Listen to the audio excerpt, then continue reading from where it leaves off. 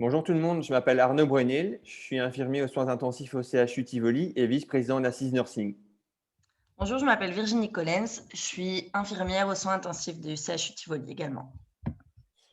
Avec l'Assise Nursing et Virginie, on avait décidé de faire une petite capsule vidéo sur les nets à haut débit chez l'adulte, car dans la phase 2B au niveau fédéral, ils ont décidé de mettre 300 lits, 300 lits avec de l'oxygène à haut débit dans les unités de soins banalisées. D'où cette capsule vidéo qui sera organisée en 2 temps. Une petite partie avec un PowerPoint et pour expliquer un peu la théorie des lunettes haut débit, et une partie pratique ensuite avec Virginie sur une vidéo qu'elle a réalisée au CHU Tivoli. Alors, on va juste vous expliquer un peu comment est composée les lunettes haut débit, mais on le reverra dans la vidéo, mais juste pour qu'on comprenne. Donc, évidemment, il y a d'abord les lunettes nasales du patient. Il y a le circuit pour humidifier. Il y a l'humidificateur et un mélangeur de gaz et oxygène pour régler le gaz et la FiO2 du patient. Les lunettes à haut débit se situent un peu entre la ventilation non invasive et l'oxygénothérapie classique. Ça reste un phénomène d'oxygénothérapie, donc ça reste un acte autonome pour tous les infirmiers. Et c'est en fonction du degré d'hypoxémie qu'on va décider de mettre les lunettes à haut débit par rapport à l'oxygénothérapie classique. Il y a 5 avantages de l'Optiflow. Il y a d'abord un avantage, c'est grâce à cette humidification et ce réchauffement, il va avoir une meilleure clairance mucociliaire. Ensuite, il y aura un meilleur confort. Et en fonction du débit, il y aura 3 autres avantages. L'apport d'oxygène précis, le rinçage de l'espace mort anatomique, ça veut dire que ça va éliminer une partie du CO2 qui se trouve dans les voies aériennes supérieures. Et ensuite, un faible niveau de pression qu'on appelle un effet PEP qui va permettre de recruter et de ventiler des parties des poumons qui n'étaient pas ventilées à la base. Arnaud, je connaissais assez bien la plupart des avantages que tu as cités, mais est-ce que tu pourrais donner plus d'infos sur l'apport d'oxygène précis? C'est quelque chose qu'on ne connaît pas bien dans l'oxygénothérapie, mais quand on donne de l'oxygène, souvent l'oxygénothérapie classique ne couvre pas les débits inspiratoires de pointe du patient. Dans l'exemple ici, on a un débit inspiratoire de 30 litres par minute. Et si on donne de l'oxygène par un masque à 10 litres par minute à 100%, par exemple, ben, ça va couvrir qu'une seule partie du débit inspiratoire de pointe du patient.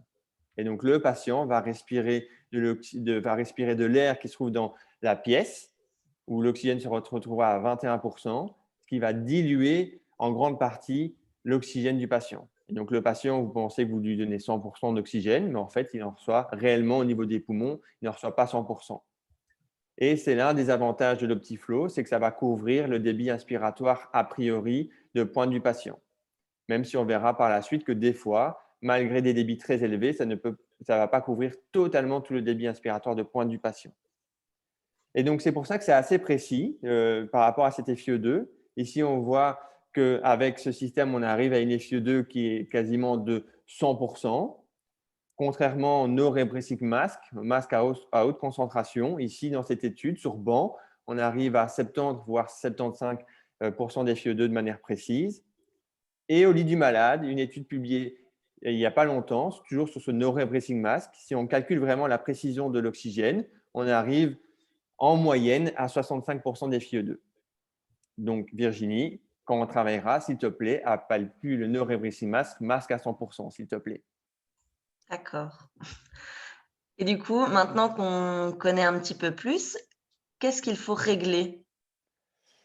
Donc, dans les réglages, il y a d'abord la taille des canules. Virginie va nous vraiment montrer dans la vidéo, mais ça doit couvrir 50% de la taille des narines pour permettre au patient d'expirer. Chez l'adulte, on a classiquement 3 tailles, S, M, L, et pratiquement, on utilise très, très, très fréquemment la taille M. On a ensuite la température du patient. Je vous ennuie encore avec une étude qui est vraiment intéressante, réalisée par des Italiens. C'est qu'ils ont montré qu'en fonction de la température du patient, ça va améliorer le confort du patient. Donc, classiquement, on a deux réglages de température, 31 ou 37 degrés. Et ici, dans cette étude, la température à 31 degrés était beaucoup plus confortable que 37 degrés. Les auteurs, du coup, nous recommandent de débuter l'oxygénothérapie avec une température basse à 31 degrés et essayer de l'augmenter à 37 degrés si le patient trouve ça confortable. Par contre, si le patient ne trouve pas ça confortable, on peut laisser 31 degrés, car selon les auteurs, l'oxygène va uniquement dans le nez et les fosses nasales vont quand même réchauffer en partie l'oxygène qui va arriver dans les poumons.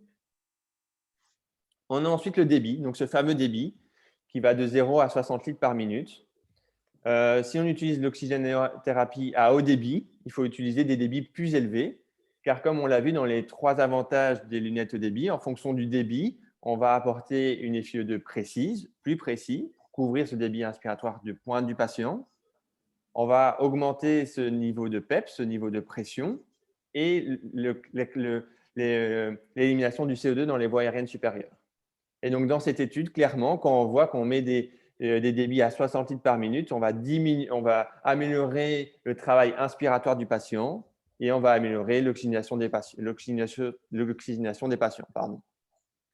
Pratiquement, comment on pourrait le régler? En fonction de la FiO2 du patient, car évidemment, un débit élevé, on va diminuer le confort du patient. Ça peut être vraiment inconfortable. Mais si le patient a vraiment besoin d'une FiO2 élevée, le confort va passer sur un second plan. Donc là, par exemple, dans ce schéma, si on a une FiO2 entre 60 et 100%, on va laisser des débits très élevés et on va dire au patient qu'on est désolé, mais qu'il malheureusement, il a besoin d'un débit plus élevé. Et quand enfin on peut diminuer la FiO2 du patient, on pourra diminuer le débit de gaz pour améliorer le confort du patient. Enfin, la FiO2, on va la régler en fonction de la saturation du patient. Je rappelle ces recommandations. Il faut avoir une saturation chez votre patient entre 94 et 97, voire 98% de saturation chez tout patient venant, et 88 à 92 chez les patients dits BPCO.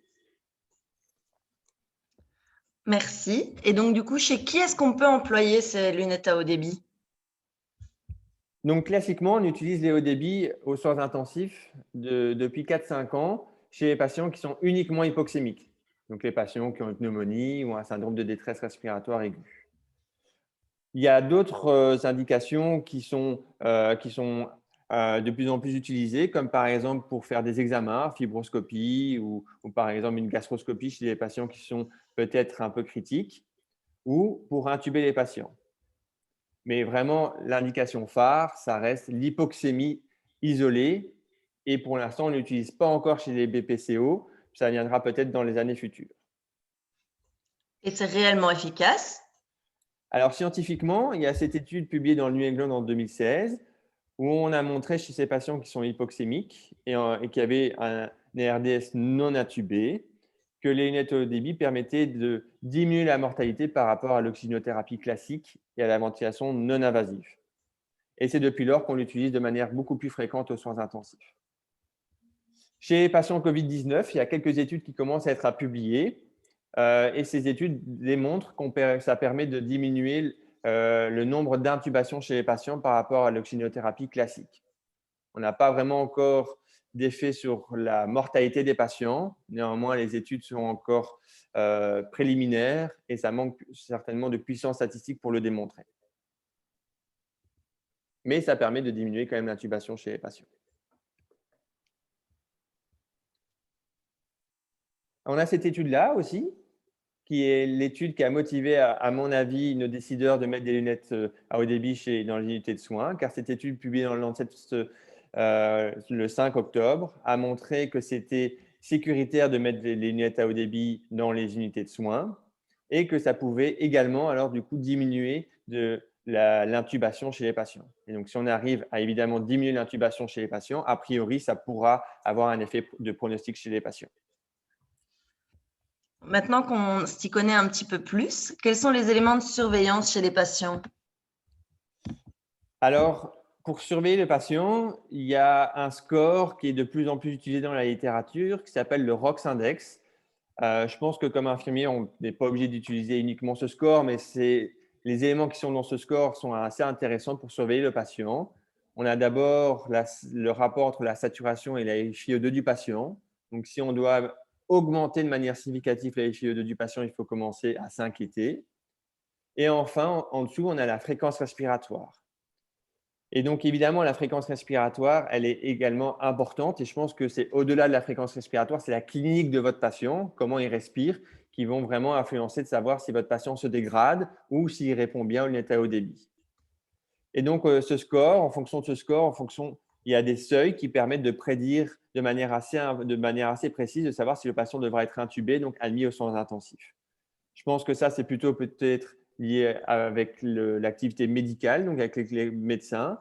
Ça pourrait être, par exemple, quelque chose qui pourrait être implémenté dans les unités de soins pour surveiller les patients s'ils doivent être admis aux soins intensifs. Et évidemment, sauf s'il y a des décisions éthiques ou si on a décidé de ne pas admettre le patient aux soins intensifs à cause de son état de santé.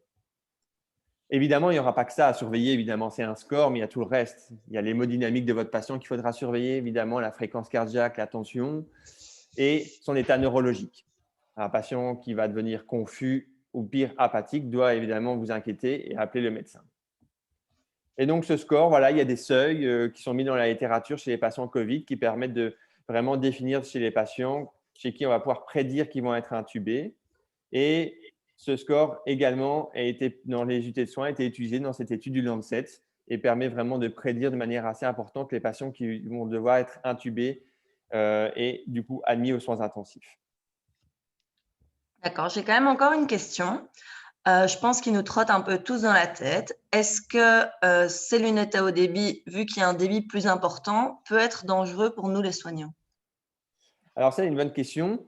Au début de la pandémie, on avait vraiment peur d'utiliser les lunettes haut débit car on avait l'impression qu'avec ce débit élevé, ça allait augmenter la dispersion et le risque d'aérolisation. Et les études préliminaires qui sont en train d'être publiées ont démenti un peu ce paradoxe, ce qu'on pensait au début. Et donc, toutes les études sont un peu unanimes maintenant pour dire qu'il n'y a pas d'augmentation de risque d'aérolisation et de gouttelettes, de distance des gouttelettes pour les patients. Et donc, c'est pour ça que chez nous, on a décidé au début de la crise, on ne voulait pas l'utiliser avec des débits faibles. Et au vu de ces études-là, on a commencé au milieu de la crise de la première vague de l'utiliser de manière assez importante. Et maintenant, on l'utilise de manière assez fréquente, avec évidemment des infirmières qui sont proches du patient qui mettent un masque FFP2. Mais il n'y a pas que ce masque FFP2 qui peut permettre aussi de diminuer ce risque de contamination. Le masque chirurgical, par exemple, mis sur le patient, permet de diminuer de manière significative le risque d'aérolisation et de gouttelettes pour les lunettes haut débit, mais aussi pour tous les systèmes d'oxygénothérapie. Alors, il faut voir un peu la tolérance du patient par rapport à ce masque chirurgical. Ce n'est pas toujours évident quand vous êtes en détresse respiratoire avec cette chaleur de garder ce masque. Et donc, un bon compromis serait que quand l'infirmière rentre ou quand un clinicien rentre dans la chambre, de demander au patient de porter le masque chirurgical. Et évidemment, si vous avez la possibilité d'aérer la chambre, c'est aussi évidemment quelque chose qui pourrait permettre de diminuer ce risque d'aérolisation. En plus, le masque chirurgical, il y a une étude publiée par les cliniques universitaires Saint-Luc qui a montré que quand on met ce masque chirurgical au-dessus des lunettes à haut débit, permet d'améliorer l'oxygénation des patients. Donc, c'est vraiment quelque chose en plus qui permet du coup d'améliorer a priori le patient du côté oxygénation. Après, il faut voir la tolérance. Chez nous, c'est CHU Tivoli, ce qu'on utilise aussi fréquemment en plus des lunettes à haut débit, c'est le Double Trunk Mask, le DTM. Car avec mon ami Frédéric Dupré, on avait publié une étude qu'on avait fait au CHU Tivoli et à Piquera-Ornu. On avait montré que ce Double Trunk Mask au-dessus des lunettes à haut débit permettait d'améliorer l'oxygénation des patients. Alors, il faut vraiment évidemment faire attention si le patient est dans une unité de soins qui a besoin d'une FiO2 élevée et de ce masque. A priori, ça veut dire qu'il est très hypoxémique et à risque d'intubation. Et donc, s'il n'y a pas de limitation thérapeutique, je conseillerais de le mettre aux soins intensifs. Ou alors, nous, on l'utilise aussi fréquemment. C'est quand on doit mobiliser le patient, quand on doit faire un effort pour le patient, le tourner. On met ce masque sur le patient pour éviter qu'il désature. On passe à la vidéo, Virginie? On passe à la vidéo. Alors, pour la partie pratique, on a décidé de créer une vidéo afin de vous montrer le montage et les réglages sur 2 appareils qui permettent l'oxygénothérapie à haut débit.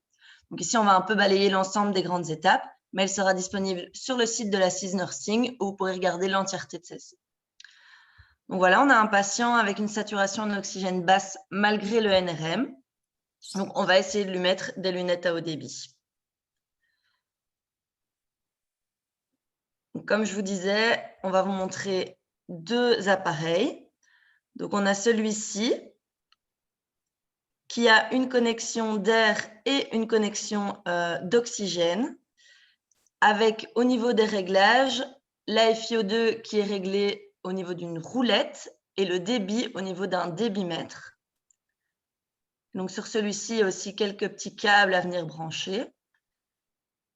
Alors que sur l'autre appareil qu'on va vous montrer, il y aura uniquement une connexion à l'oxygène avec des réglages qui sont au niveau d'un écran numérique, sauf la FiO2 au niveau du débitmètre. Alors attention, on a eu le cas au CHU Tivoli, dans les unités de soins, des fois, les débitmètres en oxygène ne peuvent pas aller au-delà de 15 litres par minute et donc ne peuvent pas accueillir les lunettes à haut débit. Donc ça, il faudra vraiment s'en assurer et essayer de tester pour être sûr que le débitmètre peut aller jusqu'à 60 litres par minute ou plus si nécessaire.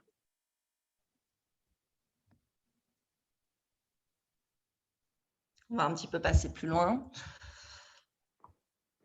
Alors, ici, donc, c'est l'autre appareillage. Donc, ici, on a un écran numérique où on a le réglage de la température, le réglage du débit et on voit également la FiO2. Donc, le réglage de la température, ici, comme Arnaud disait, on peut commencer à 31 degrés pour que ce soit plus confortable.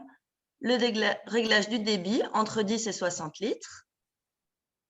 Et alors, après, vous allez voir la FiO2, mais on ne peut pas la régler via l'écran numérique.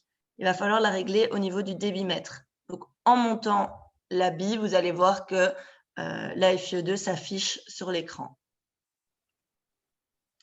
Alors, le patient est bien positionné. Vous choisissez la bonne taille de lunettes. Comme Arnaud disait, la plupart du temps, on prend des M pour que le patient puisse encore expirer. On va brancher les lunettes sur la branche et les mettre au patient. Donc, on va souvent commencer avec un débit aux alentours de 30-40 litres par minute, histoire que ce soit assez confortable pour le patient. Sauf s'il est vraiment très hypoxémique, alors on va très vite passer à 60 litres en lui expliquant que c'est vraiment important pour lui. Au niveau du confort, vous avez également une petite pince qui permet de maintenir les lunettes car c'est un dispositif assez lourd qui va tirer très fort sur le patient. Voilà, ici on peut voir que les lunettes à haut débit fonctionnent chez monsieur.